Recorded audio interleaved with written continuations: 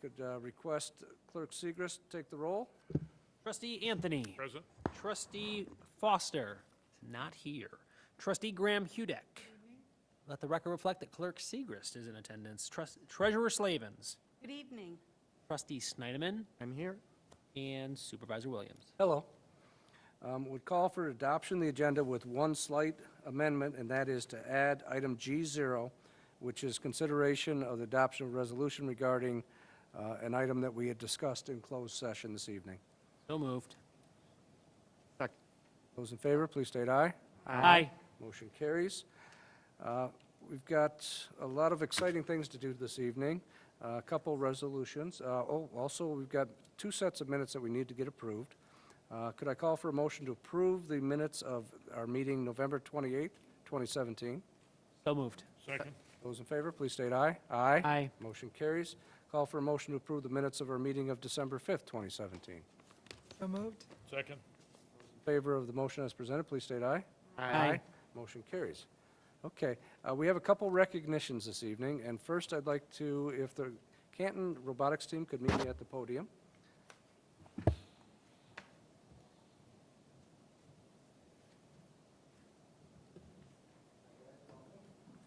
I have a brief resolution I'd like to read and present to you this evening.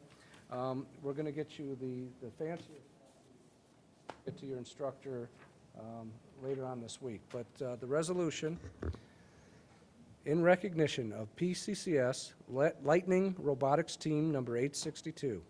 Whereas Plymouth Canton Community Lightning Robotics Team 862 had an exemplary year, winning both a world championship and the inaugural First Robotics Festival of Champions.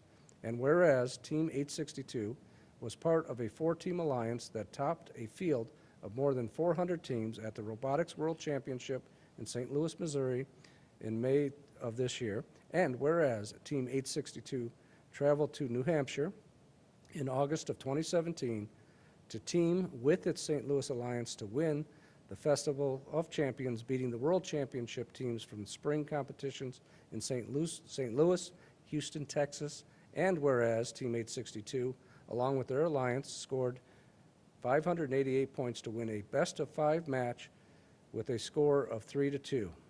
And whereas several members of Team 862 won individual honors at the World Championship, securing scholarships from Kettering, Michigan Tech, Lawrence Tech, and University of Michigan, now therefore be it resolved that the Charter Township of Canton Board of Trustees congratulates Plymouth Canton Lightning Robotics Team 862 and their amazing accomplishments and look forward to their continued success. Well done, guys.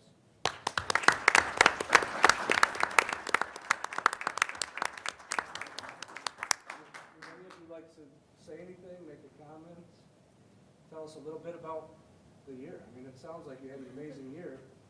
Would anybody like to come on up and just tell us a little bit about what happened? Hi, my name is Vivian.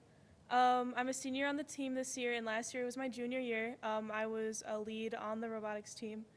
In the 2016 year, we did not make it to states or worlds. It was kind of a like a settle down year, but then leadership really kicked in, and it was amazing to have a complete 180 and turning around to win the World Championship and the Festival of Champions with our alliance. And I want to thank my friends over here and my teacher advisor, Mr. O, for always being there for us on the team and helping us out whenever we need it. So a round of applause to them. Thank you, guys, for representing Canton. Thank you very much.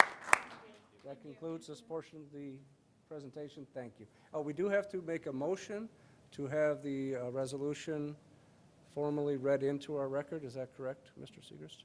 Supervisor, I move that the board read the resolution into the public record. Second. In favor, please state aye. Aye. Thank you. Now you're official. Thank you, guys. I have one question. What's 862 mean? It's our team number inside first. There's over 4,000 teams, and you got a number when you signed up. Oh, okay. That's all it is. Like the lower numbers are the teams that have been around the longest. Yeah. Like there's teams in the 7,000s now. Well, good job. Thank you, guys.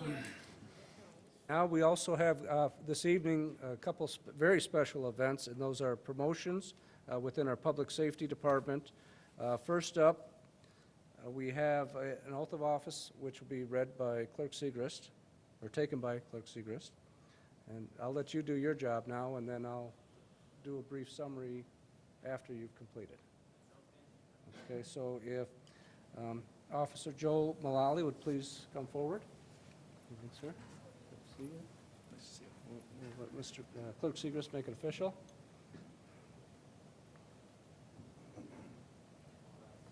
Please raise your right hand and repeat after me.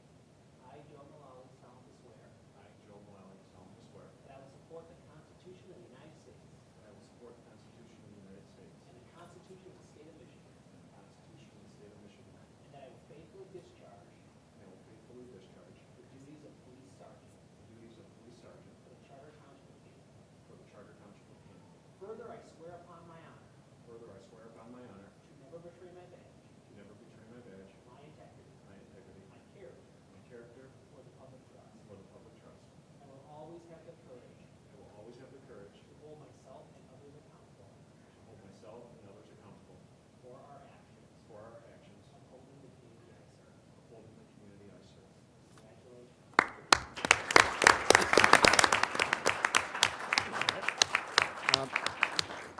Joe Mullally is being recognized tonight for his promotion to the rank of sergeant with the Canton Police Department. Joe was hired by Canton in 2006 as a police officer. In his new position, Sergeant Mullally will serve as a platoon supervisor, providing leadership, training, mentoring to road patrol officers assigned on his shift. He will also be responsible for administrative assignments and special projects under the leadership of his designated shift commander. Joe's family was unable to attend tonight, but he will be able to watch this presentation on Canton Cable Television soon. Congratulations, sir. Thank you.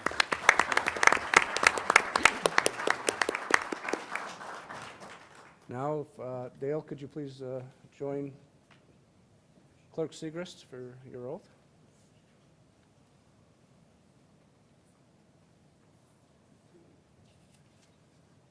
Please raise your right hand and repeat after me. I, Dale Waltz, I, Dale Lotz, solemnly swear solemnly swear that I will support the Constitution of the United States that I will support the Constitution of the United States and the Constitution of the State of Michigan, and the Constitution of the State of Michigan, that I will faithfully discharge that I will faithfully discharge the duties of police lieutenant the duties of police lieutenant for the Charter Township of Canton. for the Charter Township of Canton. Further, I swear upon my honor Further, I swear upon my honor to never betray my badge, to never betray my badge, my integrity, my integrity, my character, my character, or the public trust. or the public trust. I will always have the courage I will always have the courage to hold myself and others accountable to hold myself and others accountable for our actions, for our actions, upholding the community I serve. upholding the community I serve.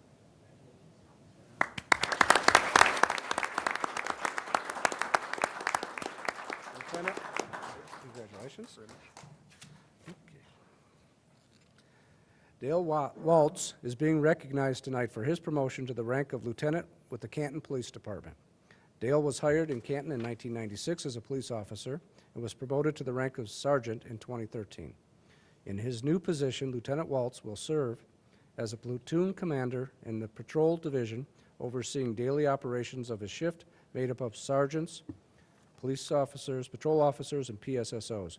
In addition, he'll be responsible for providing direction, motivation, and training of subordinate personnel working toward the accomplishment of the department's established goals and objectives.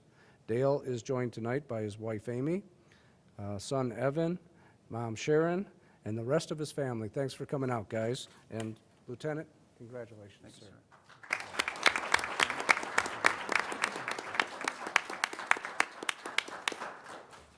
All right, and at that point, it's probably a good point if you guys want to segue out, you may. You don't have to stay for the rest of the meeting unless you're having trouble sleeping, then you're welcome to stay. So this is a good point to change over.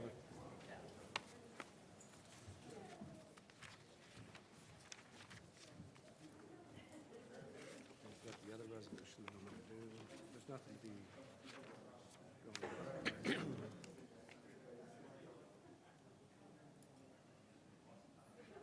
Call for it right now. Okay. Could I call for a motion to have the oath of office be sworn into our official records for this evening? So moved. Second. Those in favor, please state aye. Aye. Very good, motion carries. Okay, I've got one more resolution recognition of Ms. Sue Dodson. She requested that she and I maybe get together and have breakfast or lunch in the near future, but Sue was asked to step down from the Planning Commission, and I'd like to recognize her years of services. So, whereas Sue Dodson had served on Canton Township Planning Commission since 2009, and whereas Sue has over 35 years in the area of Canton community planning through her professional endeavors, and also time well served on Canton's Planning Commission, and whereas Sue worked tirelessly for Canton Township to ensure the intent of the zoning ordinances be upheld and provided valuable advice to her colleagues, and whereas Sue dealt with both colleagues and applicants in a diligent and fair manner, serving as an example of the highest tradition of public service. Now therefore be it resolved that the Canton Township Board of Trustees thanks Sue for her many years of service on the Planning Commission and wishes her luck with all future endeavors. Supervisor, I make a motion to enter that resolution into the public record. So moved. Second. All those in favor, please state aye. Aye. Motion carries, very good.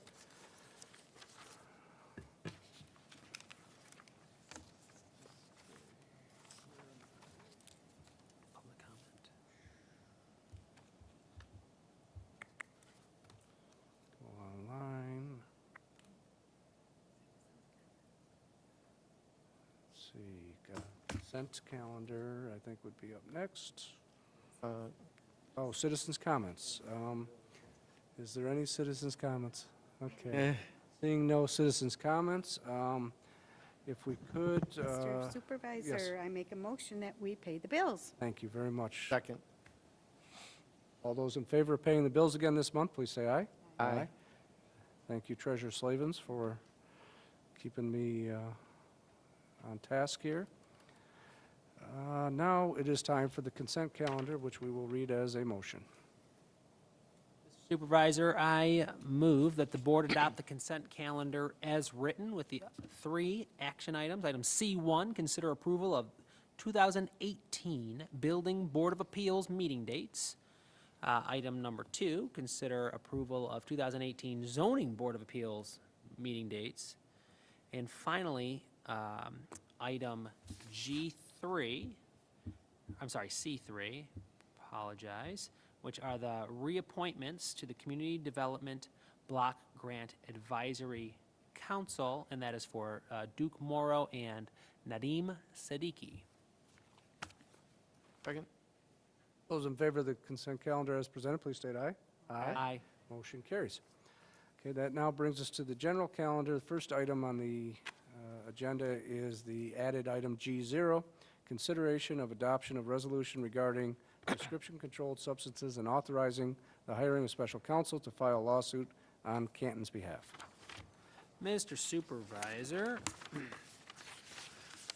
I move that the board adopt, I move to approve the resolution declaring that the unlawful distribution of prescription-controlled substances has created a public nuisance and a serious public health and safety crisis for the citizens of the Charter Township of Canton. Canton, and in summary, Canton has had the opportunity to join the fight against opioid crisis by filing a lawsuit against manufacturers and distributors who foster the addiction, misuse of powerful pain medicine by pushing more doses of opioids into communities than are necessary for true medical purposes. The cost of law enforcement, healthcare providers, and employers will continue to increase significantly if this epidemic is not curbed. As I've discussed early in great detail in the closed session, the claims filed on Canton's behalf would involve violations of state and federal law. The budget implications are none, as the attorney's fees and costs would be paid out of settlement of the funds. If there's no recovery, Canton is not responsible for any attorney's fees, and by approving this resolution, that'll allow legal counsel to complete the agreement documents. I I assume no discussion. Those in favor, those in favor of the motion as presented, please state aye. Aye. Motion carries. Very good. Item G1.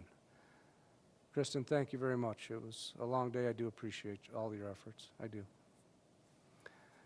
Okay, item G1, accept and concur with the adoption of the 2017 Comprehensive Plan Update. Supervisor, I move to accept and concur with the adoption of the 2017 Comprehensive Plan Update by the Planning Commission on November 20th, 2012, pursuant to the requirements specified within Public Act 33 of 2008. Public Act 33 of 2008, the Michigan Planning Enabling Act, provides procedures for adoption and amendments of local communities' master plan use plans. The act also requires the Planning Commission review and update the plan every 5 years. The Township Board authorized the Planning Commission to commence the evaluation and distribution of plan amendments on February 28, 2017, to the required governmental agencies and utility companies. A joint work session with the Planning Commission Township Board was held on June 19th to discuss overall development objectives. This discussion focused on support of mixed land uses, preservation of open space, promotion of trail expansion connectivity, and creating a more walkable community. The Planning Commission held a study session on August 7, 2017, to discuss specific amendments to the plan and held a public hearing on November 20th, 2017, and adopted the plan presented to the board in this request to accept and concur with the Planning Commission's adoption of the updated comprehensive plan. We have Anne Marie Graham-Hudek, who is our board representative on the Planning Commission, and I think Steve Snyderman had wanted to lead with some questions or Oh, I'd rather see the presentation. first. So Tim, you've got a brief presentation that summarizes the actions. Very good. So in addition to what was said, I guess I'd just summarize that the Planning Commission took the public input from the various meetings as was outlined, and is really not recommending any substantive changes to the plan that was adopted in 2012. But there were 6 specific areas that they identified some policy changes, including one zoning action change going forward. So in effect, what would happen is the plan as approved by the Planning Commission would be amended and then provided publicly on our website and available to anybody who basically asks for it in the future. The action by the board tonight is really just to accept and concur, if they so do, with the recommendations that are coming, or actually the approved plan, which is coming from the Planning Commission. So I'm just going to kind of walk through the 6 different areas. They were identified in one of the attachments that Jeff included with the board packet item. And the first really deals with all the mixed-use areas in the township. Most specifically, it talks about in policy 1.5.2, that deals with Michigan Avenue. We had quite a bit of discussion at the joint study session, and then I think a subsequent board meeting, and then certainly at the Planning Commission meeting about residential uses along Michigan Avenue, both on the north side and on the south side, generally between Sheldon Road and the ITC corridor. What was adopted by the Planning Commission is a provision that would allow not just the traditional kind of commercial and industrial mixed uses, but also some residential components. On the north side, they would allow or really facilitate mid-rise developments. Those are residential developments, and also R6, which is kind of a medium-high density residential, if you will, apartments only on the north side of the stretch of Michigan Avenue, but with the provision that it be part of a mixed-use development. So there's got to be something else, probably commercial, that would be mixed in with any residential that goes on the north side of Michigan Avenue along that stretch. On the south side, kind of same boundaries, the plan would provide for just straight R6 kind of that medium-high residential development along that corridor. As we had talked, the idea is to have commercial up front along Michigan Avenue and then some residential uses both on the north side and on the south side. The second mixed-use area that had a minor change was Lotz Road, and specifically Lotz Road, the area south of the Willow Creek Drain. So that would be south of the Home Depot and Imagine Theater, and I think what some of us have kind of affectionately called the McCausland properties, which are west of Lotz Road. The plan under policy 1.5.3 would now allow consideration of residential office and mixed-use development in that area. The only non-policy component in the mixed-use area involves that same basic tract of land along Ford Road near Lotz, and as was in the previous 2012 comprehensive plan, there's a zoning strategy in there to repeal what was the corporate park overlay, which was a special overlay district that reached from the Kopernik Industrial Park all the way down to pretty much Cherry Hill Road, either side of Lotz, to repeal that overlay district and replace it with the same central business overlay district that exists along the rest of Ford Road. That is really kind of a carry forward, but we wanted to re-stress that going forward so that the board and the planning commission are clear that that's being proposed again. And it's kind of hard to go through it and then jump back. Can I ask some questions just on that? Sure. Would that be okay? So this, when you say the corporate park overlay, I mean the central business overlay on Ford Road, that's the entire Ford Road overlay, like DDA kind of thing, or just what was on the east side there? Just the piece, it's just the piece east of I-275, so basically from I-275 to Lotz Road. And what's the implication of what's no longer restricted by removing that versus, and just keeping that?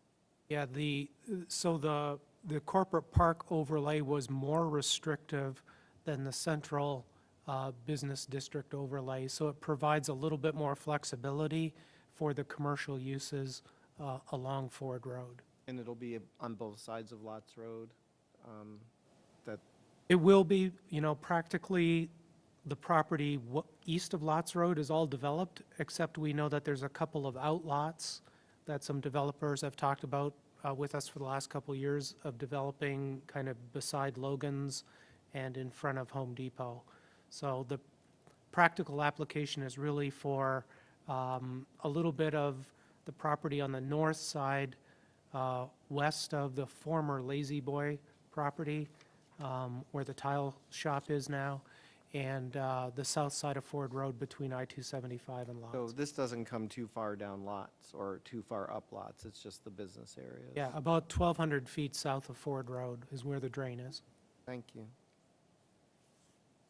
And then the second change being proposed is a map amendment, and this is basically just changing the map that's in page 38 of your board packet. That's this kind of colored future land use map.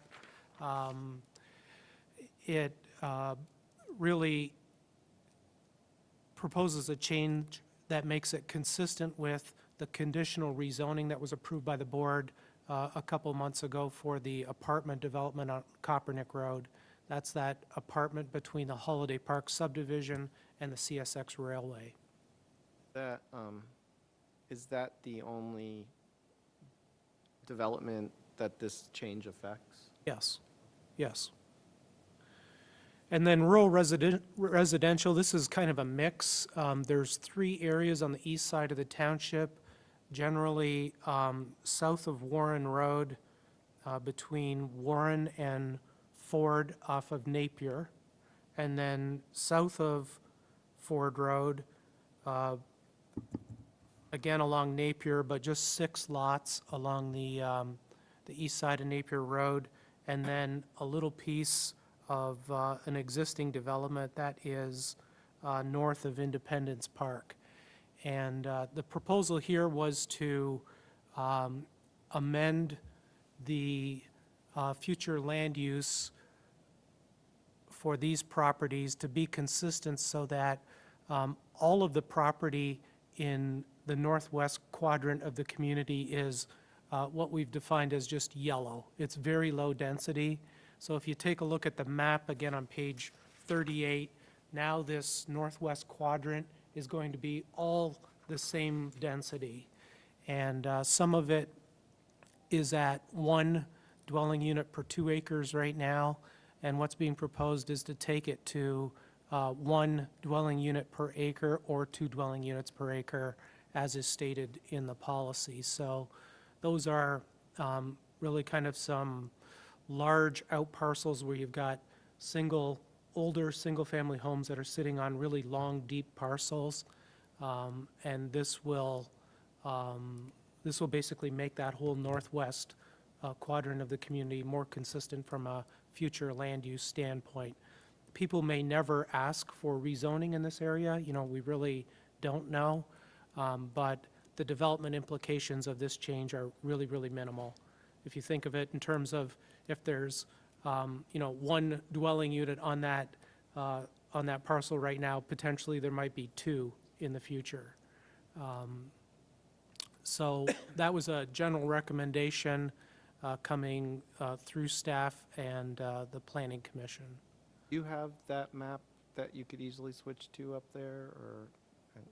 I can flip off here, whoops. Okay. Sorry, I killed it. And done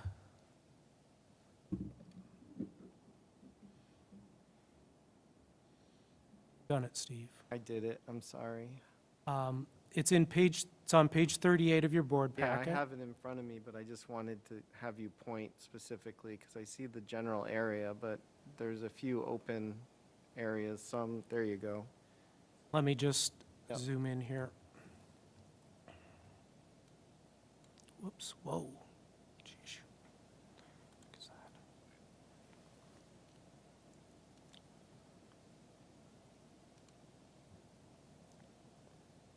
South of Ford, right? Oh, for good Lord.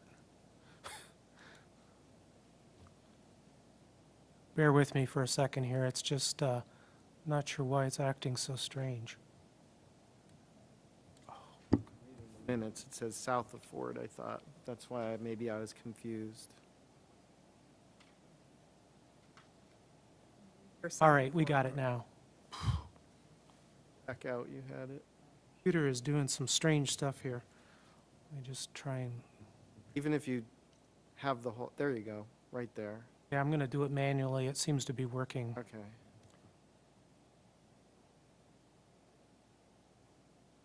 All right. So, the property is generally, here's Warren Road and this is Napier. So it's generally this property bounded by what I'm drawing with my mouse here. It's that which is west of Westchester, which is Singh's development here at Warren and Ridge. Yeah. And all the way out to Napier Road and then down here to just north of Ford Road and just west of Patriot Park. So that's one area on the map. The second area are these Okay. 6 lots right in here that are being proposed to be, at least as far as the future land use plan goes, made consistent with all the other property that's in and around this area.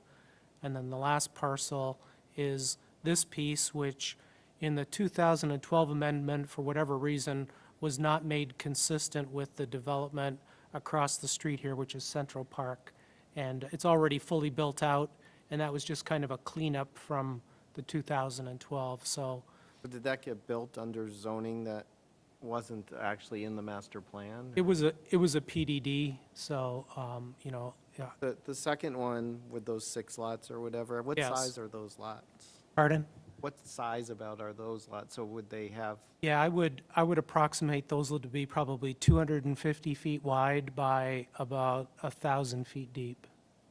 acre-wise, that means? Couple about acres? maybe 2. Okay. So there could be, right now, there's probably one home on there, but There- they could go up to, with the Yes. change, it could go up to 2 or 4 or. So if you think of it like this, there's 5 or 6 homes here right now. And if down the road, somebody purchased all these properties, consolidated it, and proposed to do it as one development, they could double the number of homes potentially on there. So we could have maybe 12 homes in total. So they'd still be large, 1-acre lots, very large lots, consistent with what you would see in maybe higher-end developments in the community. Okay. And it'd be the same would be true of these properties up in here, if and when they were ever assembled or redeveloped. Many of the property owners here are kind of what I'd call long-timers, and, they're staying put. They like their big rural residential properties, and Let me ask you this question. If we do this, what's the likelihood that then one of those developers will come in and try to push the envelope even further? And that we would have to do that? I mean, my question is sort of like, if we kept it the way it is, does it sort of keep it to where we're going to be able to keep it to what you say, 12 or something like that? But then if we go to 12, they'll try to push it to 25 or something like that? yeah. Well, the future land use plan basically establishes the maximum. So they could come in and propose the maximum or propose something less than the maximum. So, like I said, if you're talking 6 lots now that could potentially be developed into 12, that's a doubling of, 6 units. We wouldn't even see that from a traffic or water or sewer utility, No, but standpoint. I'm just wondering, have we ever had to go beyond what's in the future land use by developers pushing us to do so, either through court or through bargaining? No, not in my recollection. Okay. There's Thanks. definitely a number that have tried to push the upper limit, Yeah. and, sometimes that's the case, but not beyond what's recommended in the future land use plan. Thank you. Questions? Oh, comments? he has more charts, right? Oh, I'm sorry. Sorry. Back to you, Tim. Right. So we talked about the rural residential. The fourth change, these are the last few map amendments. This is Michigan Avenue east of Lotz Road. Think of the area where the Canton Country Club is on Michigan Avenue, just near Hannon Road in Michigan, and the Wayne Lawn Equipment dealer, and a couple of motels. These are narrow, very deep parcels that could be developed in the future with potentially commercial along the frontage, and with this proposal, some industrial in behind. They're 1,200 feet deep and, 60-foot wide lots. So it would facilitate some different types of potential uses there than what is currently in that zone, which is light industrial. So the idea here being brought up, I think, by the chair of the Planning Commission was to try to be more flexible as we are further west on Michigan Avenue. Yost Road, this was a very specific request from one business owner regarding some property that is currently zoned light industrial. They would like it to be general industrial so they can expand their trucking facility in the future, should they need to or want to do that. It impacts a relatively small portion of property, generally along Yost Road, which is vacated, unimproved right-of-way right now, which this same applicant is working to try to have vacated by the county in the future so that it won't be an actual road ever. Sorry, which road won't be a road ever? This is Yost between Sheldon and Belleville Road. Oh, Southern border. Yeah, an area that you might not even recognize as Canton generally. yeah. I see it on the map. Yeah, and the last one, and this is definitely one of the bigger changes being recommended in the plan, is another map amendment that allows for some medium high-rise residential, again, the 8 dwelling units per acre, like we see along Geddes Road west of Denton Road in the Chatterton Village developments. So Chatterton is the mid-rise development that is on the south side of Geddes, just west of Denton. The proposal here is for what was originally the Oakwood Planned Development District property, meant to be constructed as a hospital, assisted living campus, and other medical uses. Oakwood was acquired by Beaumont, and Beaumont has no use for this property moving forward in its development plan, so they made the request to have this specifically changed to medium-rise residential, to have additional development consistent with what you see along Geddes Road on the south side, between the existing Chatterton development and the industrial buildings to the south that actually front Michigan Avenue. So again, because it's listed in the future land use plan doesn't mean it's necessarily going to happen. There's a lot of steps that would be required in order to facilitate these kinds of developments, and a lot of analyses of traffic impacts, analyses of sewer capacity, et cetera, should anything go forward in the future. But those are kind of, in a nutshell, the 6 major recommended changes that were in the comprehensive plan update that the Planning Commission adopted on the 20th of November. Map back up. Yep. So basically, on the Oakwood one, if we're going to start there, is they had taken a survey. They said they did a market survey to determine what would be, used there rather than a hospital. And they were looking at a mixture of attached housing, daycare, assisted living, and other types of institutional uses rather than just one big development. That's why they wanted to change it. So that's, I know we didn't go into a detail here, but that's the explanation that the Oakwood team gave us there. Or Beaumont team. Okay, so the parcel we're talking about, this is Geddes Road here, the east-west road. This is Beck Road. I'm sorry, I might have mentioned Denton. I apologize if that's what I said. But these are the industrial uses here in light purple along Michigan Avenue. This is the Big Ashley Capital site, and this is the repairclinic.com, if you're following my mouse. And this is Chatterton, which is the R6, the 8 dwelling units per acre development off of Geddes Road. The proposal is to take this parcel, which was the the Oakwood Hospital piece, and convert it to R6 so that it's consistent with the other residential uses around it. So with that, I'd be happy to answer any questions. So the empty parcel in red, that's part of it too, that's already in red, or is that someone else owns that? Yeah, it only affects this red parcel right here that has the triangle on it. So it's only this piece right here, which was what was being proposed as the Oakwood Hospital. And so I'm looking at my key here. It's medium, high density already. No, this is the proposed plan. Oh, this is the proposed plan? Yes. Sorry. Yeah. And then below it stays light industrial. Light industrial research, the little star means research. So typically wherever we have light industrial, abutting residential uses in the township, those are light industrial research facilities. Generally kind of less intense than traditional light industrial.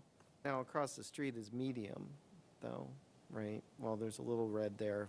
There's a, yeah, potential. these are the Turnberry Apartments that Singh owns in behind the shopping center. That is all of this blue area along Michigan Avenue. And the orange is houses. Yes, that's existing development.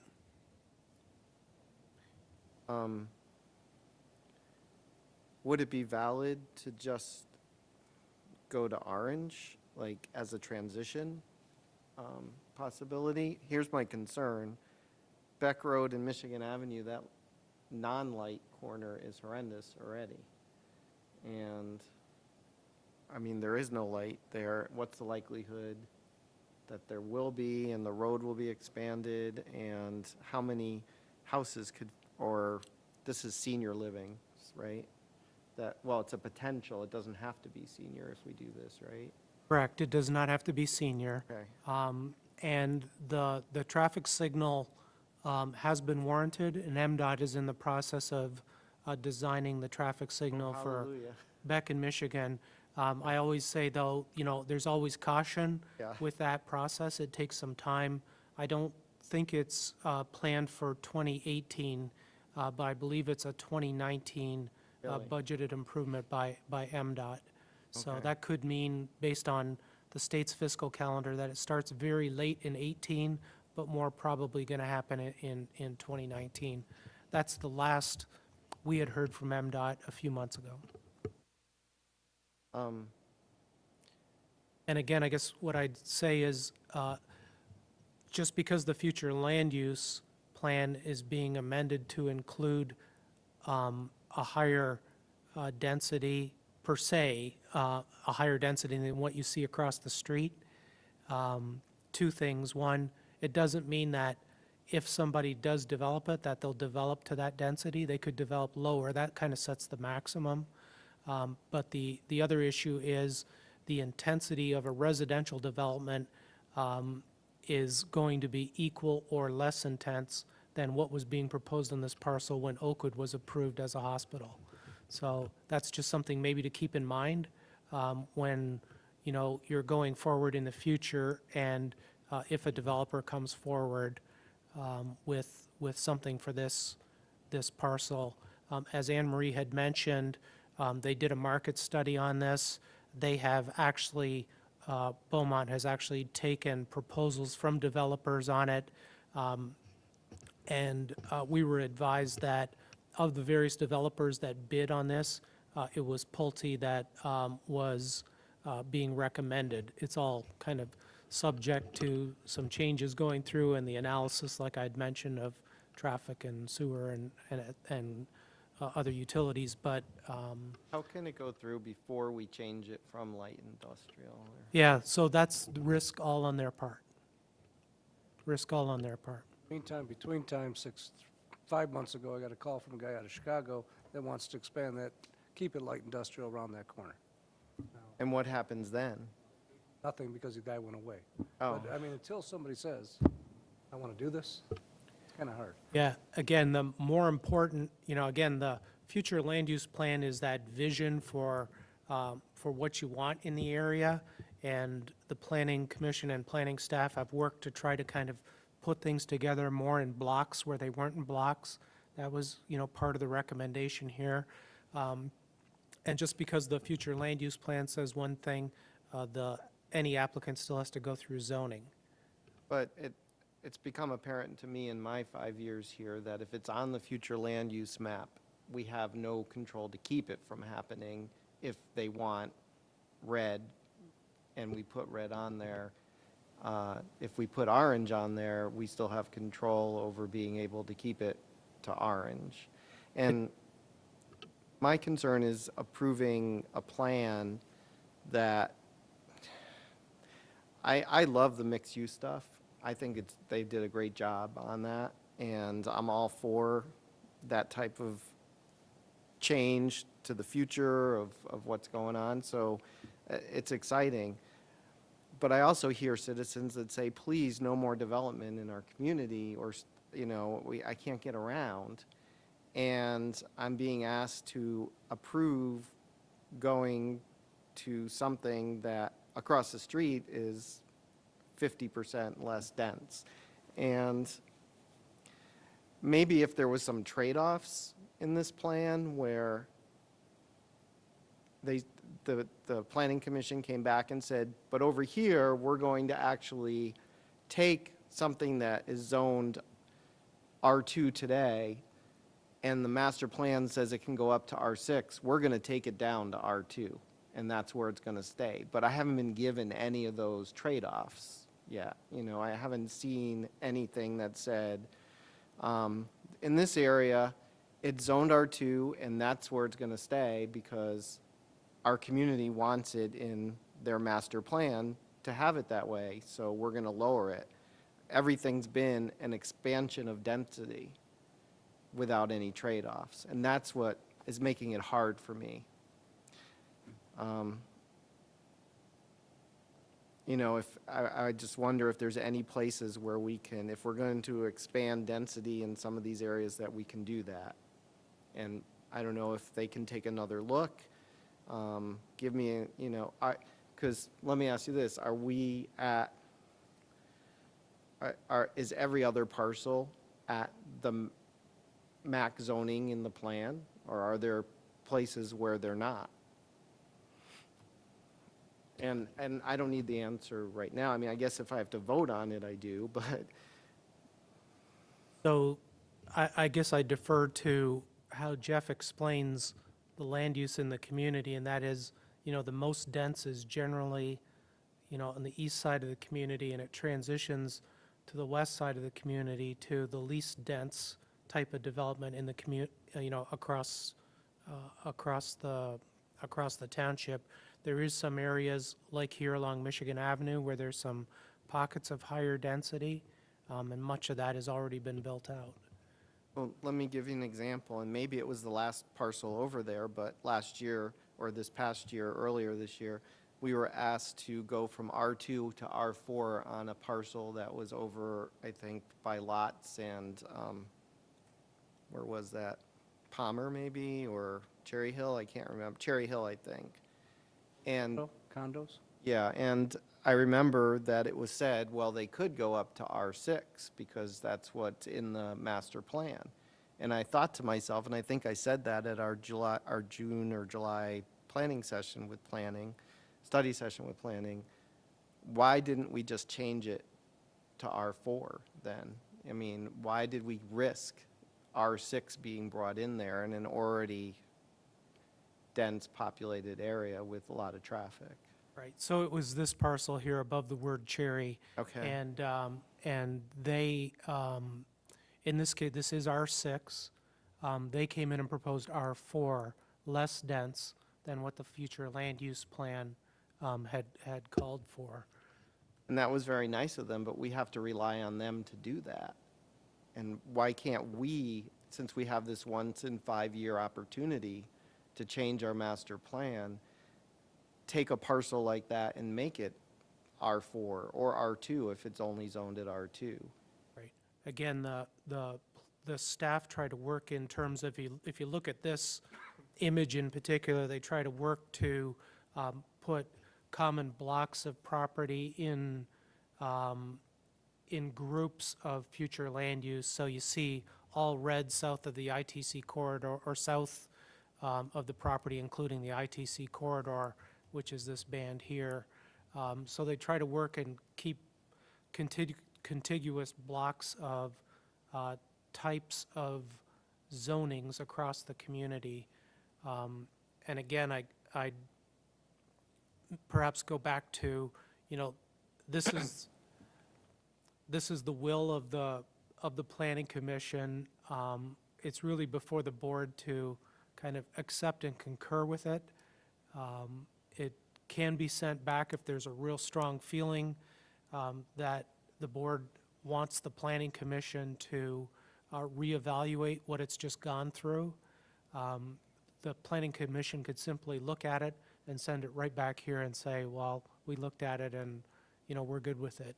The way the law is written, unless the board gives specific direction to the Planning Commission that the board is going to approve the master plan, it's the Planning Commission's job to actually approve and adopt the master plan. We have not historically had the board approve it.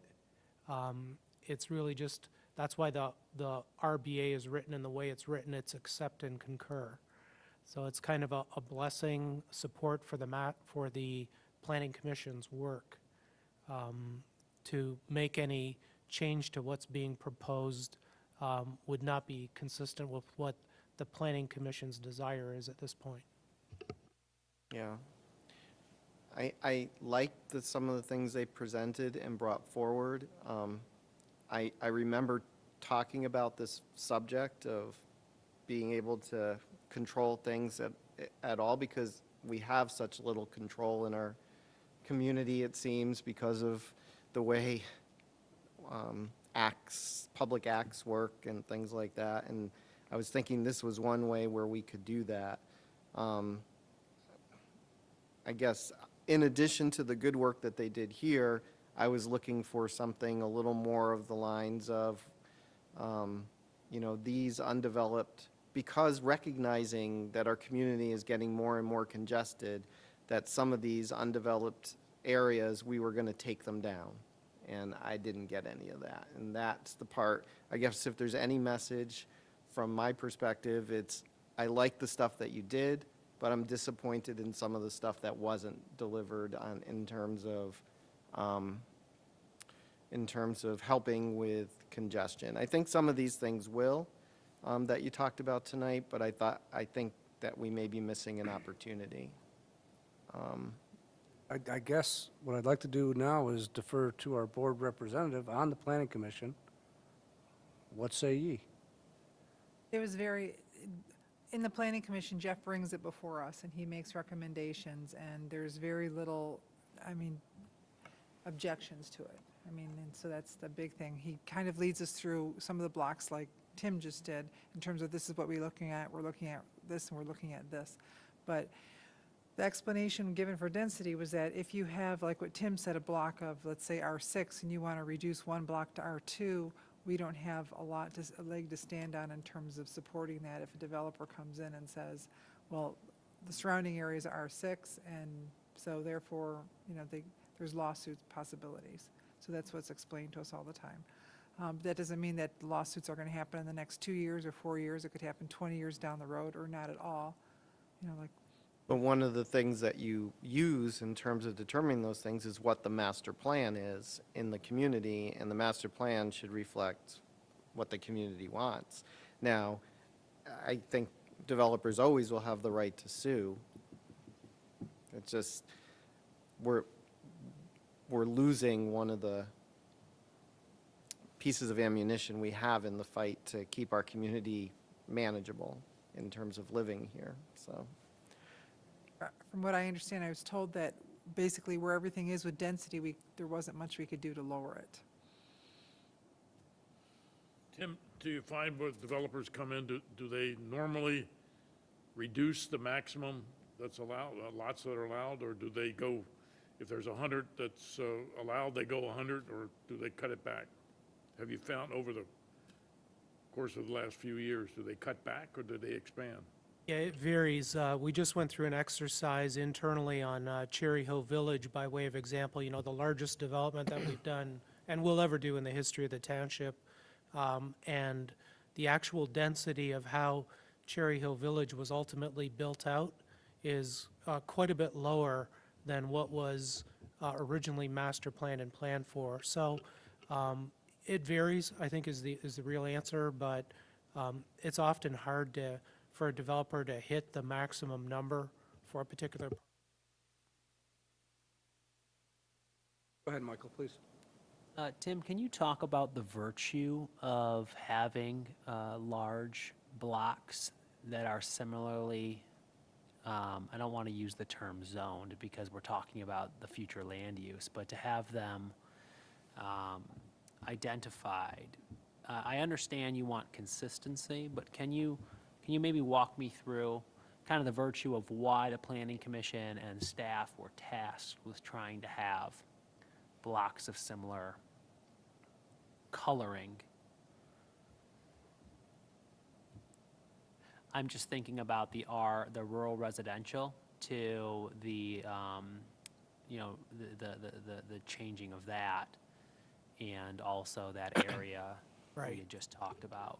So here's one of the examples. If we go back to these 6 lots south of Ford Road along Napier, they were colored light yellow before. Now they're being colored this kind of buff or orange color. Again, you know, if somebody comes in and did assemble those properties and then tried to make a legal argument to us, well, I really feel like I'm entitled to have the same kind of zoning for these 6 properties as you have for these 275 acres that surround these 6 properties. It really kind of establishes maybe a more solid foundation for the argument if ever made down the road. That's one thing from a future land use standpoint. And it really just kind of, I think the second point would be it just sets a little bit more clear vision for larger areas of the township. Like in this case, all that residential along Napier or south of Ford would be treated the same.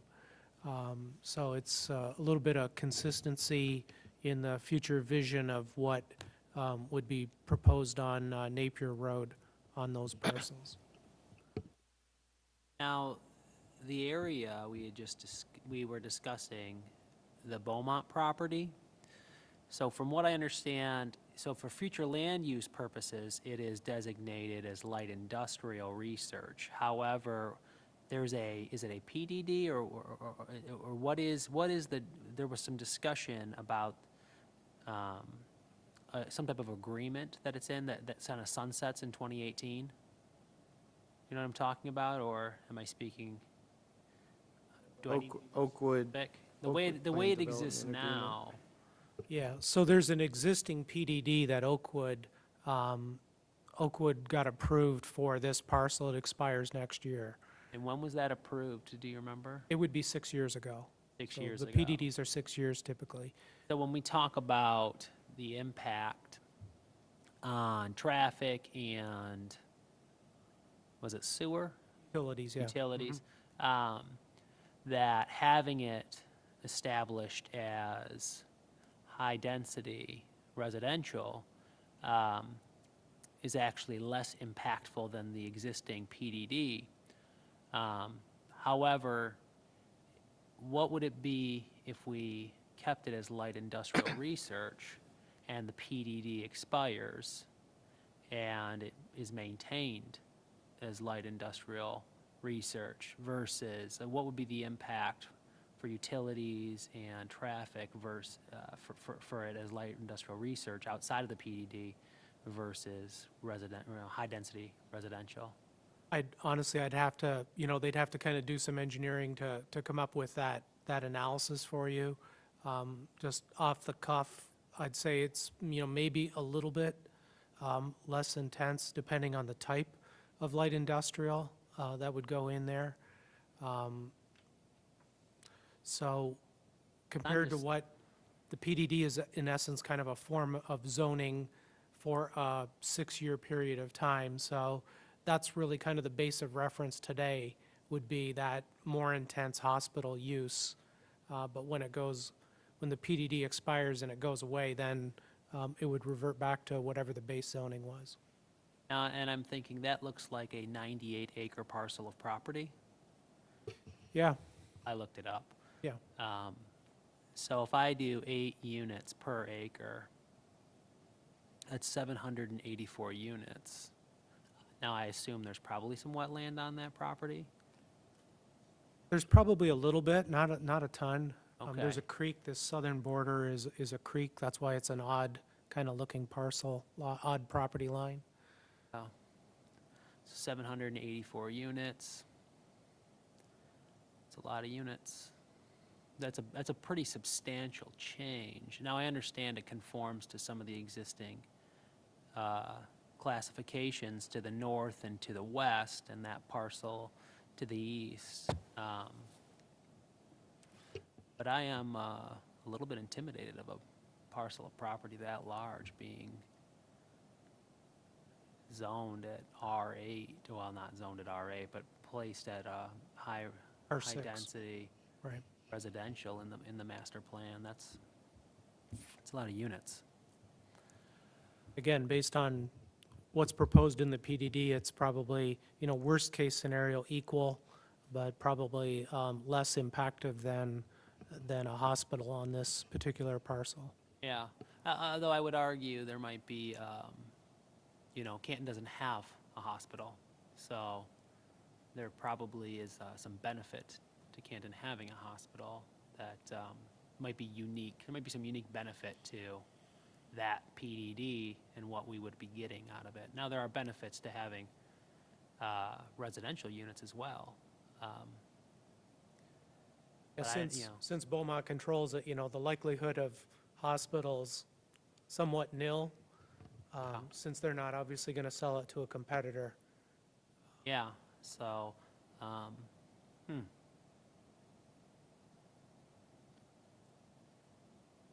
additional questions?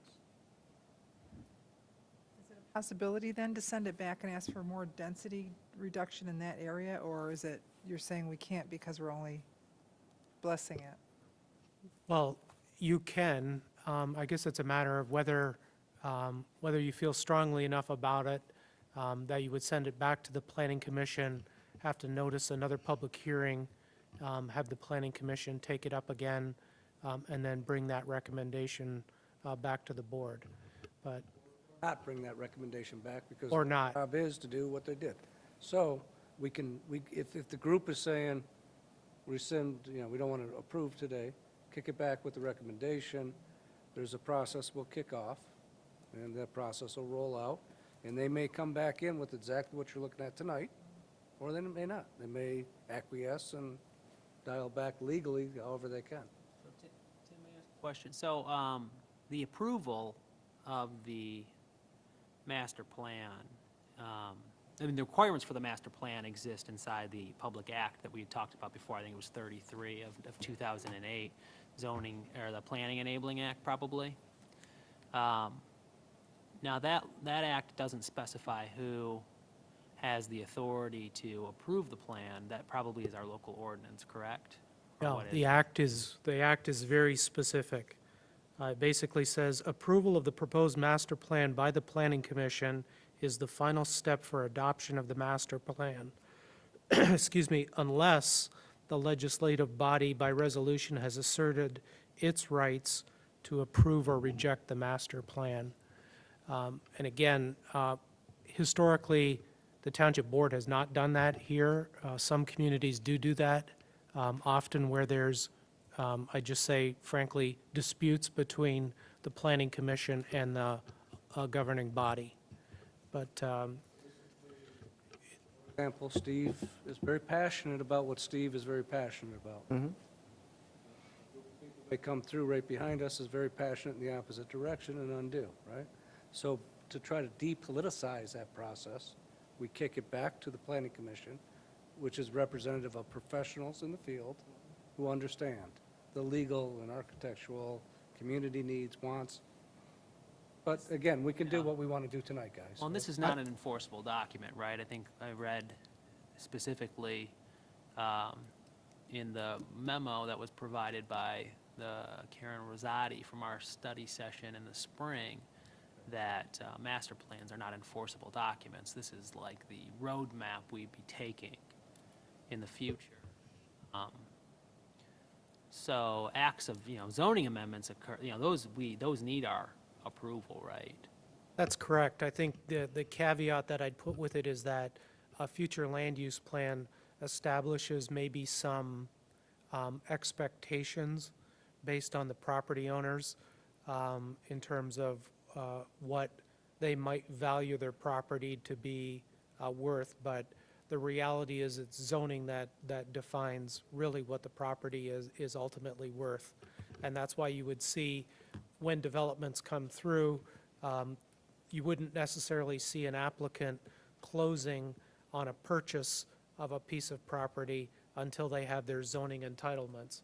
And the gentleman in the back row could probably corroborate that statement for you, because he's been party of many of those transactions in the past. But, somebody could act to, move forward with a development on the anticipated, plan that's identified in the future land use plan at their own risk until such time that the zoning entitlements are in place. But zoning governs. I think for me, I would like to see in the question of the Oakwood piece and any possible parcels that are currently zoned way lower density than we allow in the map, if there's any that are possible that make sense to zone lower in this map, in the land use map. If we could ask them that question, and, you know, if they came back to me and told me which ones they looked at, and here's the ones that, well, I don't expect more than one or two that they would even potentially come back with, but there are others that, while it's possible, it doesn't make sense for these reasons, I just need to feel that we've done our due diligence in that, as a community, before I feel I can approve this plan. I'm not, except for maybe the question of Beaumont, I liked the stuff that they did, but I'm missing a piece of it for me. And I don't know if I request that by making a motion to table it and send it back to them, or we vote on it. What I'm going to look for right now is kind of a consensus. Give me kind of a feel, guys, for what you're thinking, because there's other activities and other developments underlying that are within this document that I don't know if that will impede or, for example, Michigan Avenue projects. By us delaying what we're doing, does that impact that project at all? Yes. Problem for me. What's a specific, I'm not sure what you're talking about. What Michigan Avenue project? The mixed-use designations on Michigan Avenue between Sheldon Road and the ITC corridor are basically, those amendments are required in order for the projects that the developer had, I think, talked with us about a number of months back. They need those amendments in order to move forward with their project. I don't know what the timing is on there, but, I mean, if we wanted to give indication that we were supportive of those items in here, and the only question we had was on Oakwood, and the other question that I have. Their next, the developer's next step would be to apply for zoning on those parcels, and the future land use would need to be in place in order for staff and the planning commission to move forward with the zoning on those parcels. When are they planning on coming forward? I think they would have liked to have done it a few months ago, but they've been waiting for this process to move forward. The other thing, and Steve, please do not take this as a slam on any level. Please do not. Go ahead. We're going to go through this process again in 5 years, and if you're still here, I'm going to beg that you take a more active role in the public meetings, okay, because there were several. I took a role in the meeting that I was, We had the joint one, but there were right, and I several. gave direction in that meeting. But this, what you're seeing tonight evolved from and with that in consideration. I'm, Several meetings that were held, I believe, Anne Marie. The Beaumont piece was new when they, at the last planning meeting. That was that's the newest piece here. Is it possible that we can just carve out Steve Beaumont and prove everything else that you're seeing? Is that an option for us? Is Yeah, that something we can do? that's why I just, well, that's not approving the master plan, I guess. It's because, I mean, unless we can, It's unusual, so what? unless we can advice, Tim, approve what do it we do? twice in a year. Yeah, I guess, you know, my suggestion would be to defer any action on it until such time we talk with planning commission and legal counsel. Possibly right after the first of the year, come back again? And reconsider again, possibly. So then that buys Steve some time to go a little deeper on our options, yeah? Are you willing, are you committing to do a deep dive into what our options are between now and January, so we can get everybody to be I'm glad to satisfied? come in and talk to our, but the question is, to the planning is, on the Oakwood, I'm not sure there's anything I can do to look at that. The question is just basically, does it make sense to approve it at a lower density? On the other ones, I mean, we I'd can be have- glad to come in and talk to Jeff about the other parcels that potentially we could lower density on in here and have that discussion. That's why I brought it up 6 months ago. Emergency planning session first week of January between planning and the Board of Trustees, so we can flush out the concerns that Trustee Snyderman has? Yeah, again, it's something with the planning commission, not really with planning staff.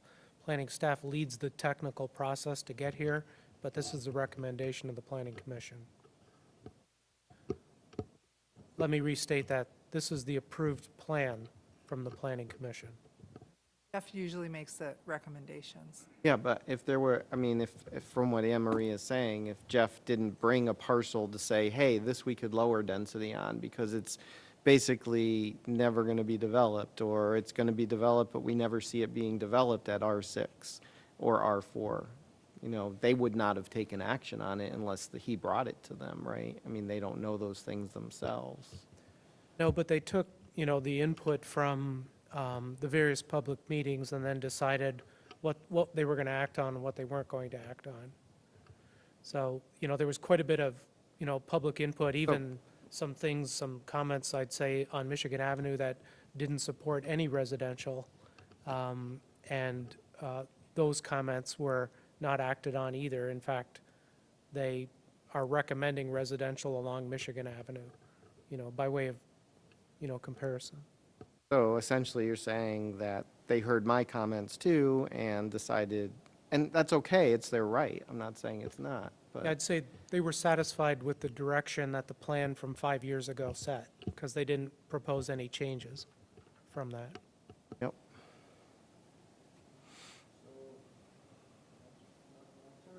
Now, as we have a motion on the table, we can vote and see where we end up, and that may send us back with the planning commission. Or the second option, Tim, would be to table,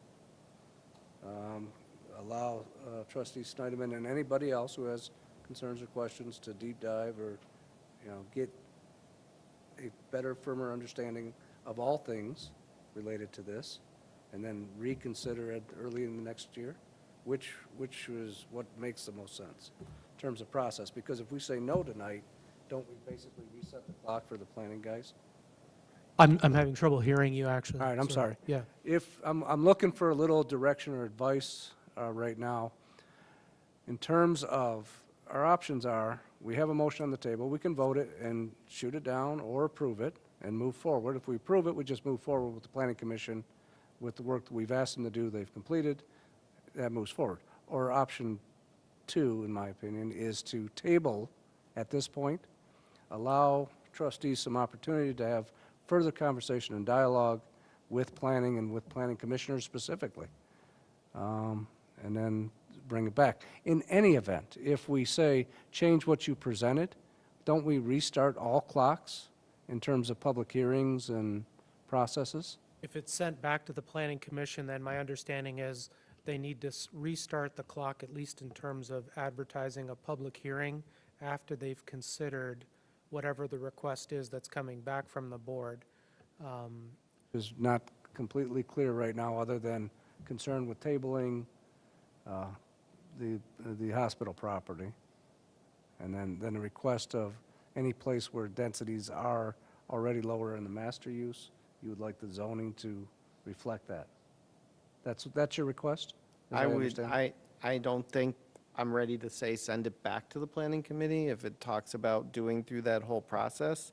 But if, I would make a motion to table this to our next meeting to approve, and I will ask some questions and see if I can get satisfied, and then I'll decide how I'll vote at the next meeting. Of course, I can make a motion to table, and that can get voted down right now. I mean, and then we can just vote. It doesn't. What's the flavor from the board? What do you guys want to do?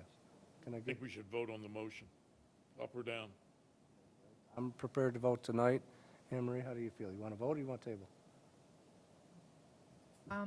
The Oakwood piece was new. It was, you know, so while we were already moving forward with the master plan, the Oakwood piece and that residential, rural residential was put on as a new item at the last minute. So, I mean, if I could see more conversation around that part of it, definitely, the newer pieces that we just discussed tonight.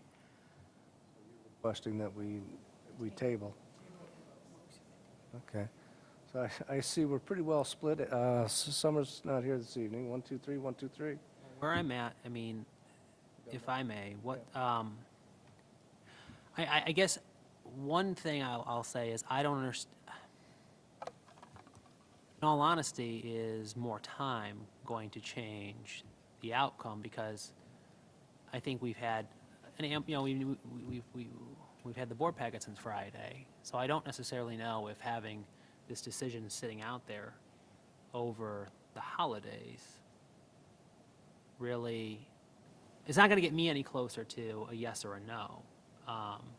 Or having off, I mean, the way I see it, the planning commission has voted in a public hearing to give us a proposal. We can postpone it, and then maybe some people will change their minds, and then eventually either vote yes or vote no.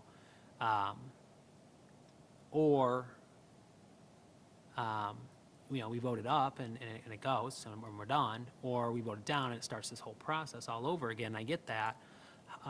May I ask how long, how much time do you know needs to be done before the public hearing? Like the notification and then the actual public hearing? Yeah, my recollection is it's 30 days, but I'd have to double check. Know when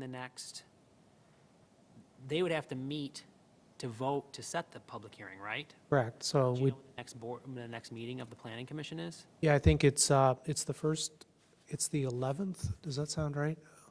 January 11th? Yeah? Now, I also know our zoning ordinance has a section set aside for the planning commission, but then our land use ordinance, which is not inside the zoning ordinance, has a section. So the land use section of our normal ordinances has a section for the planning commission as well. If the board wanted to amend the ordinance to provide for board approval of the act, because as you said, the zoning, or the Planning Enabling Act allows boards or governing bodies to give themselves approval if they so choose. Would that be, which one would it be we would need to amend? Yeah, Because it's there's a different not, it's process for neither. either. It's neither, frankly, it's a resolution that when the board first authorizes the planning commission to undertake the update, they pass a resolution that basically says, Aha. you're going to take the update and we're going to reserve our right to actually approve what you're going to do. And that's set out at the beginning of the process, not typically. We already passed our resolution. Yeah, that was back in February. So that was basically just authorizing the planning commission to do its work, consistent with the way it's been done in the past. And, my position is, if people need time to get comfortable, fine. But As the maker of the motion, could you please rescind so we could then come back and have a tabling motion? Oh, I can just make the motion within the motion to table.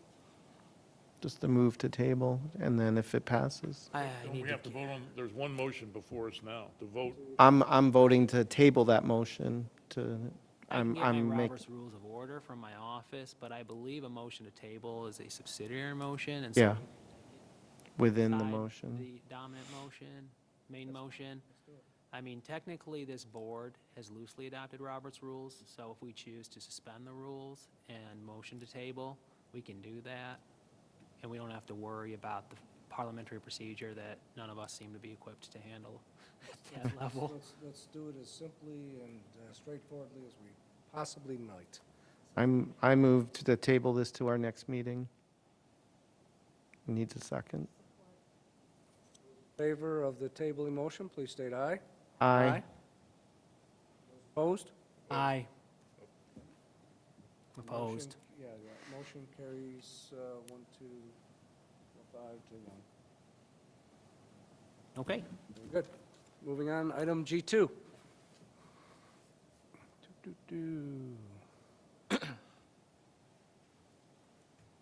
Consider approval of amendment number 3 to the water service contract between Great Lakes Water Authority and Canton Township.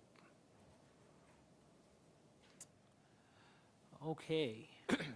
Allow me one moment to reorient myself. Mr. Supervisor, I move to approve Amendment Number 3 to the water service contract between the Great Lakes Water Authority and the Charter Township of Canton as presented, and further authorize the Township Supervisor and Clerk to sign the amendment on behalf of Canton. Support. April 2008, the Township Board approved a 30-year water service contract with the City of Detroit Water and Sewer.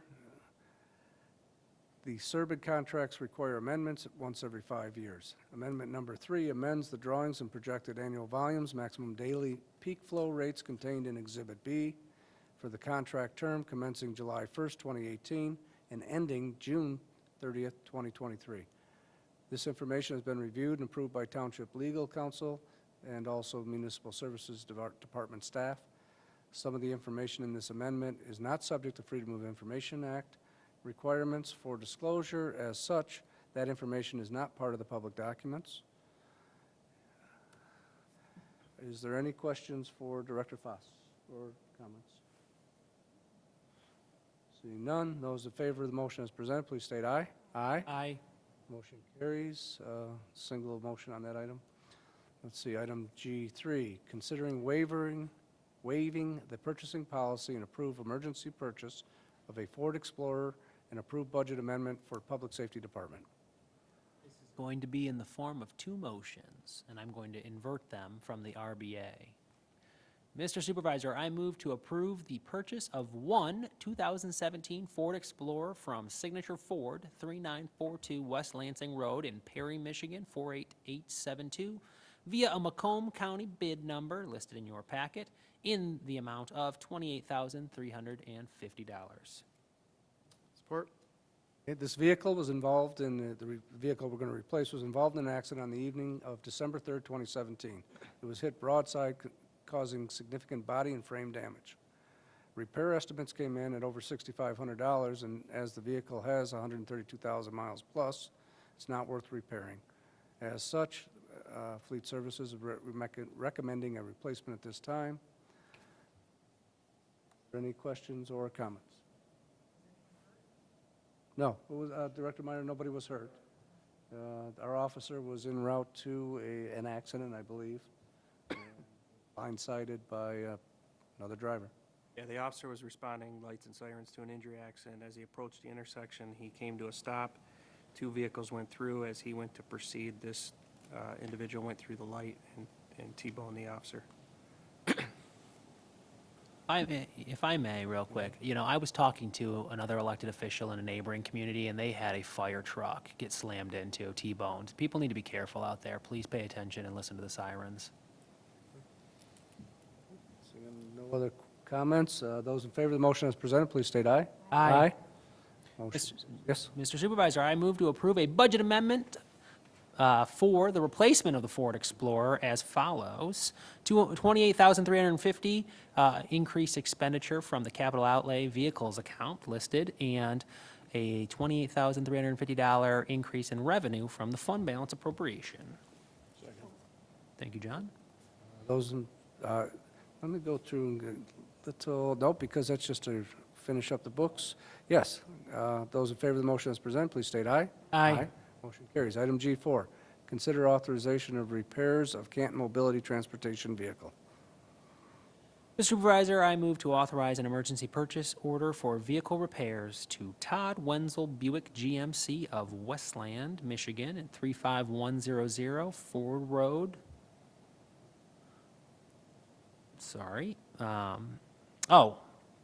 I got confused there. Of Westland at 35100 Ford Road in Westland, Michigan, 48185-3173, in the amount of $10,578.86. Support. Canton Township contracts with Huron Valley Ambulance, Inc., HVA, to provide Canton mobility transportation to residents who qualify for services. To accomplish this, HVA maintains and operates a fleet of buses and vans granted to Canton through Suburban Mobility Authority for the Regional Transportation or SMART system. Occasionally, the repairs required on these vehicles are beyond the scope of HVA's services, and the vehicles are sent out for service. As these vehicles age, some of the repairs have become more significant, such as the most recent visit due to the urgent need of vehicle repairs to meet demands of the program, an emergency purchase order was entered for the repairs as presented. Are there any comments? Seeing none, those in favor of the motion as presented, please state aye. Aye. Motion carries. Item G5. Consider award for boardroom projector and screen. Mr. Supervisor, I move, this is going to be in the form of two motions, as will the next two items after that. I move to award the bid for the boardroom projector and screen to Soundcom Systems at 2460 North Industrial Drive, Farmington Hills, Michigan, 48335, in the amount of $24,885, with funds to be paid from the account number listed, capital outlay. Rather than read the summary here, basically what we're going to be doing is installing a big old screen above my head that will drop down so the folks in the audience can see better what's happening and what we're discussing, as opposed to craning their necks to the left and the right. Are there any board comments or questions? No?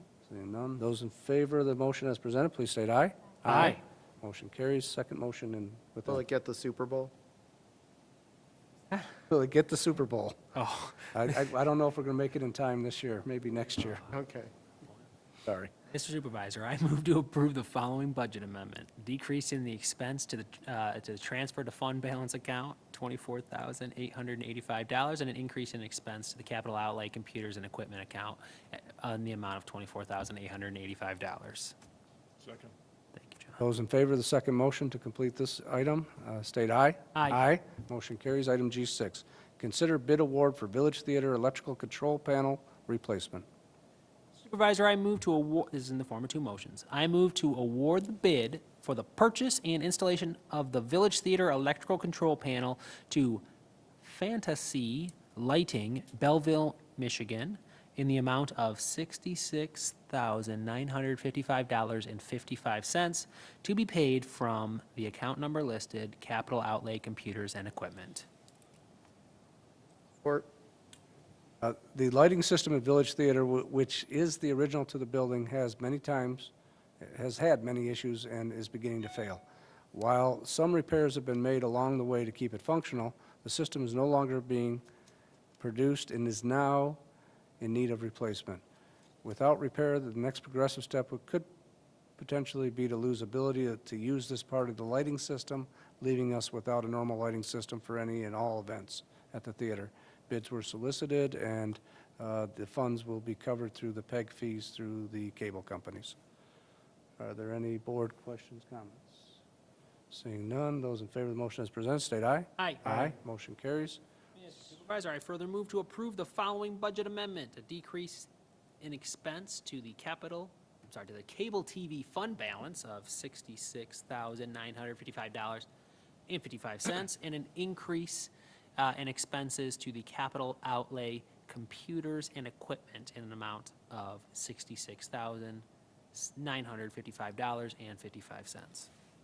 In favor of the supporting motion, please state aye. Aye. Seconded if you needed that. Thank you, Steve. Aye. Slow me down. Should I call for the vote a second time, or did we carry? Unanimous, wonderful, thank you. Item G7.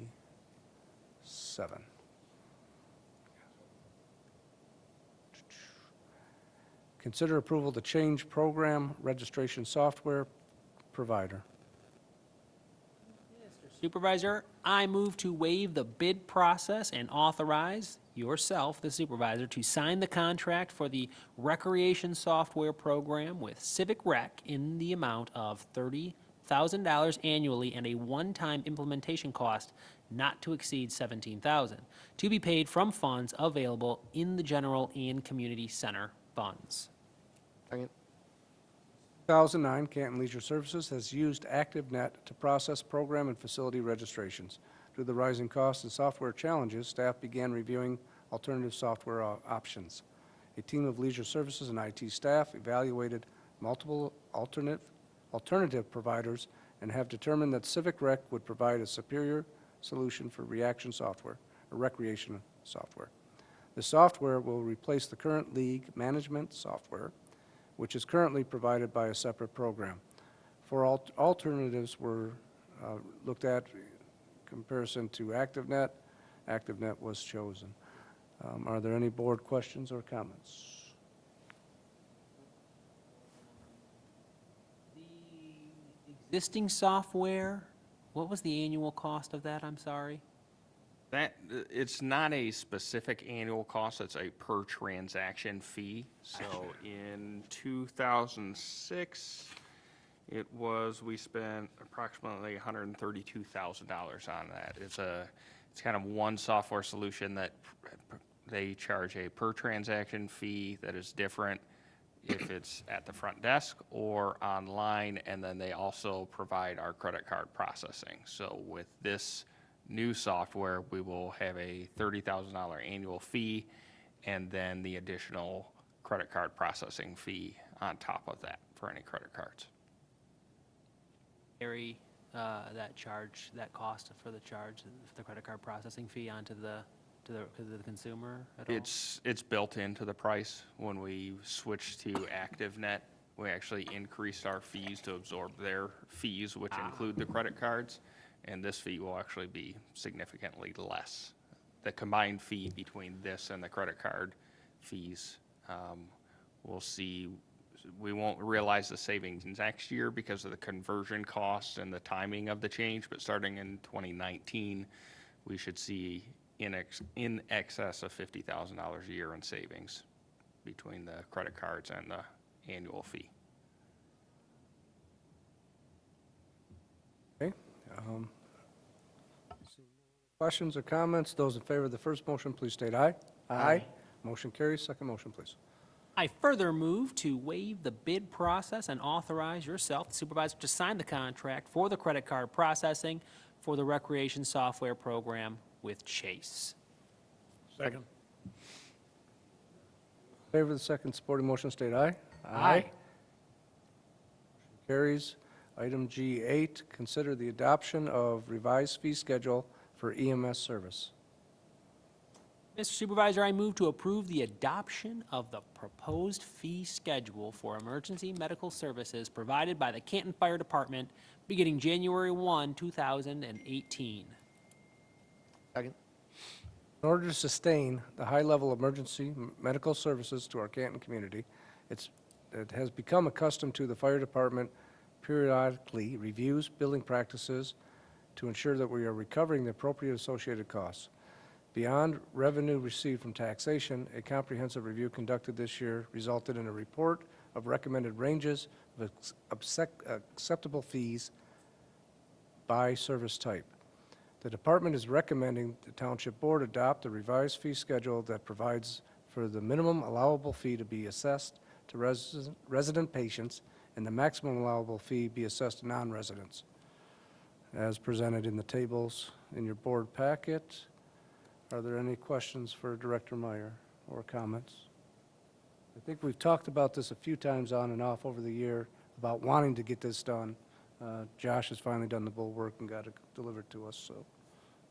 Clerk Segrist? Yeah, Director Meyer, so just so we're clear, so this is a fee increase. However, how does this stack up with neighboring communities or the region or our comparables? I didn't see, I thought I had seen at one point a comparison. I didn't. I guess just. This is in line with the industry standard. Okay. I couldn't tell you community to community because they're all different. A lot of our neighboring communities bill for no transports. So if they go on a patient and like a diabetic patient and administer medication, transport, they'll send a bill for that. So that's something we don't do. We only bill when we transport. Thank you. Seeing no further comments, those in favor of the motion as presented, please state aye. Aye. Aye. Motion carries. Item G9, 2017 budget adjustments. Mr. Supervisor, I move to approve the attached listing of budget adjustments to the 2017 budget. Support. Township adopted the 2017 budget at the September 27th board meeting. Since then, There have been various amendments to it. At this time, asking the Board of Trustees to approve the attached budget adjustments to the 2017 budget year. A description of the budget adjustments is explained in all your attachments. Are there any questions for Director Trumbull? Please, Anne Marie? Yes, just for the general capital outlay of the land for 200,000, there's also supposed to be funds to engineering funds. Where would that come out of? Correct. It would come out of 246 as well, so that's in community improvement, which is primarily funded from the general fund. That is budgeted in 2018 for $42,000 that the board had approved November, whenever we approved the 2018 budget. And then in 2019, the budget that was shown to the board for 2019 back in October, I guess that was November 2nd, that included parking lot construction of about $250,000 in that budget. That budget hasn't been approved yet, but that was put into the 2019 budget that was shown to the board back in November. So the 250 included revamping the parking lot, clearing it out first, or that includes just the construction later? Yeah, it's cleaning up the land and getting it all the parking lot constructed. The process question, so when will we know, when will you report on how we did in 2017 against this budget? Well, the official results are always after the audit, which is in June. Preliminarily, what I can tell you is, for example, the general fund, we budgeted to use about $2.8 million. This is reducing that use of fund balance that we're bringing to the board by almost $1 million, so that brings it down to $1.8 million. Our medical costs are trending significantly under budget, so we think that's going to be finished better as well. We budgeted a $500,000 contingency, which we haven't touched. So I think we've got another, I don't want to promise anything, but I think it's pretty conservative to say we at least have another $1 million that we're probably going to finish better than budgeted. But I don't want to make any promises yet. So it's always, we're self-insured for medical costs, so if there's anything crazy that happened these last couple months and we haven't gotten the bills yet, that comes in. So we're still waiting to see, but we had a great year. I mean, we really did. All the property taxes came in better than budgeted for all the funds, and the building was up, so the permit fees is higher, which those revenues have been adjusted here. So we had a really good year. You're welcome. And we're also bracing for some legislative changes to pension and OPEB that could have significant impacts. Yeah, the legislation that's coming through really shouldn't impact the benefit level. It's really going to impact our reporting requirements. So we've already been reporting for other public acts. And we did receive our actuarial evaluation for OPEB, which I'm preparing a memo to send out to the board. But that's a good story as well. Our funding level doubled over the last 2 years. So we went from a 10% to a 20% because of the changes we made and the funding that we've done. So that's really positive too, but I want to get the memo out to talk to you guys about that. I just wanted to, so the $200,000 that is coming out of the capital outlay land from the community improvement fund, that is, from what I understand, an accounting measure, because last year we had a $100,000 check that we had put down towards the land contract, and this represents the inclusion of that for budgetary purposes, and then an additional $100,000 check to close out that land contract. Correct. So last year, we paid the first $100,000 for accounting purposes. That can't be expensed because it wasn't our asset yet. So that money that we paid was held in a deposit account or an asset account, if you will. So now for accounting rules, once the deal's closed and it's our property, that full $200,000 is going to be expensed. The $100,000 that's recorded as an asset right now is in a deposit account, and then the second $100,000 payment that we would make if the board approves this budget would close that out to be a $200,000 expense during 2017. It's accounting, fun stuff. Director Foss, how many parking spaces will we be getting out of that parking lot, if I may ask? Yeah, when I had laid it out preliminarily, came up with 60.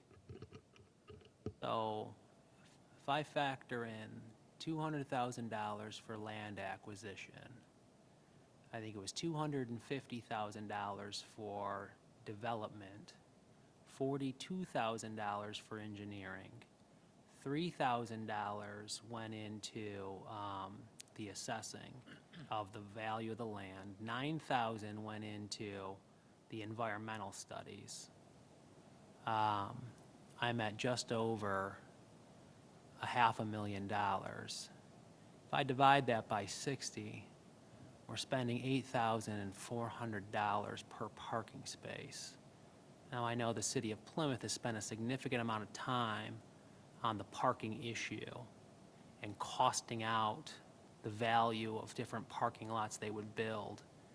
Now, we're in a land contract with the Partnership for the Arts, and that property assessed at $205,000. So I'm okay with this budget adjustment and finishing out that land contract, but, you know, I really want to challenge this board when it comes to future financial decisions that we don't pay such a, to me, that seems like a higher than market rate that you would be paying per parking space. And this is not a question, this is a comment.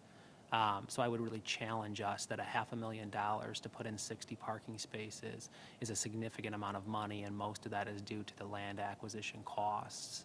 So please, I look forward to future decisions and how we, the contracts we enter into, and I will pay very close attention. Based on your comments, I'd love to see Plymouth study, so maybe we can learn something about value parking. That'd be good. Any other comments, statements, questions? Seeing none, those in favor of the motion as presented, please say aye. Aye. Motion carries. I believe that concludes G10. One more. One more. We can do this. Here we go. Thank you. Consider approval of an agreement for lobbying services between Canton Township and Candler, Reed, Corey, and much more. Mr. Supervisor, I move to approve a one-year agreement with Candler, Reed, Corey, and much more for government lobbying services, and authorize yourself, the Township Supervisor, to sign on behalf of the Township for an amount not to exceed $36,000 annually. Second? Okay. KR, KM have been our representatives for the past year. They've been our eyes and ears, basically, and almost a necessity since August of this year, providing support and lobbying services. The agreement expires December 31st, 2017. Myself and corporate counsel have been highly satisfied with the services provided by KRKM, and would like to enter into a new one-year agreement beginning January of 2018 and expiring December 31st, 2018. Are we getting updates? I haven't seen any updates from them for a while. Constant updates, but it's been really, the primary focus has been the last couple of months is on this OPEB and pension and daily updates, literally, because things have changed that quickly. I guess I could do a better job of forwarding these things on as they're developing, but it's really because it's yellow at 8 o'clock in the morning and blue at noon. I don't know, do you want your inbox jammed up with this stuff? I don't know if there's a lot of value add. And Josh has, you know, been to Lansing several trips in support of different things going on. So I think maybe there's value add to have KKRM come in again and kind of do a recap like they did before for us of where they've been doing, what they've been doing.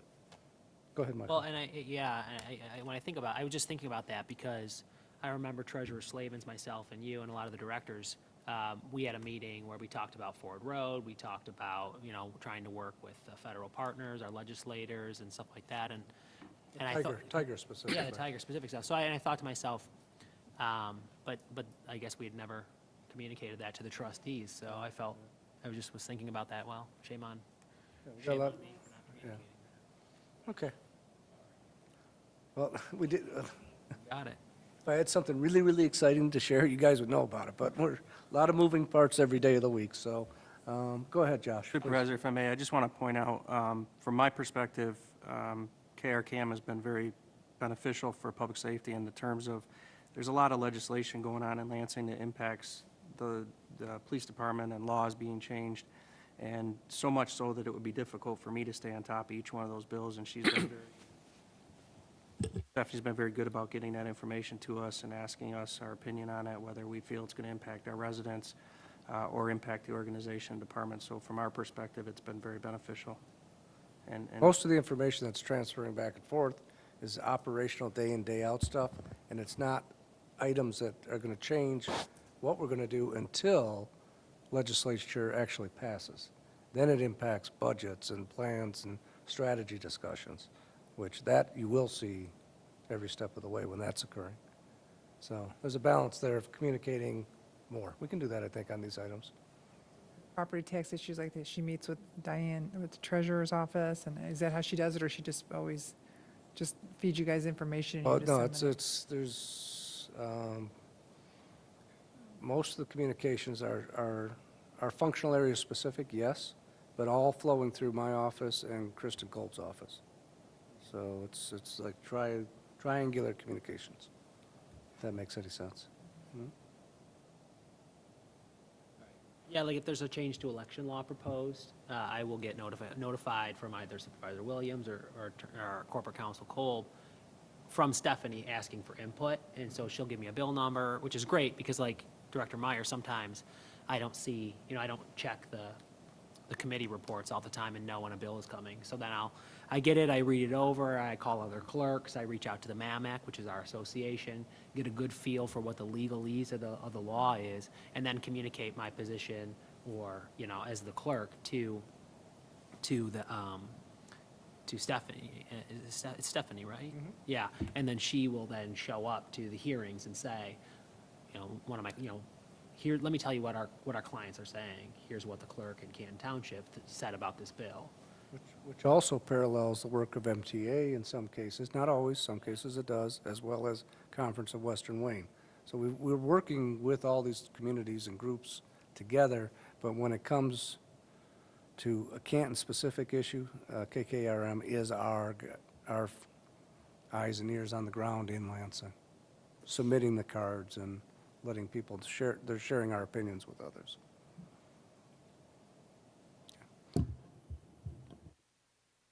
No other questions, comments?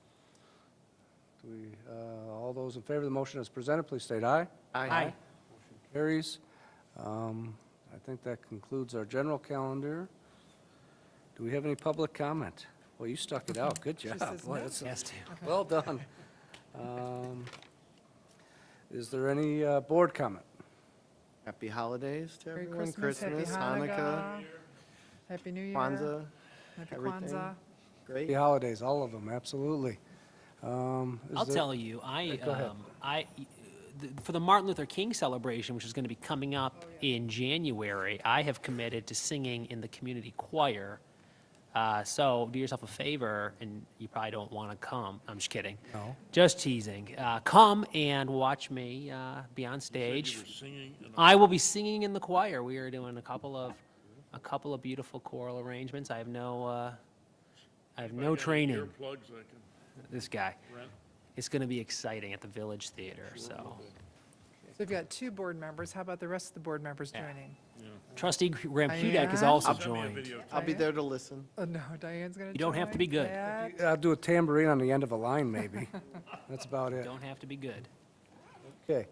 Seeing no other comment, can call for a motion to adjourn. So moved. Second. All those in favor of adjourning, say aye. Aye. Aye, aye, aye. Have a good night.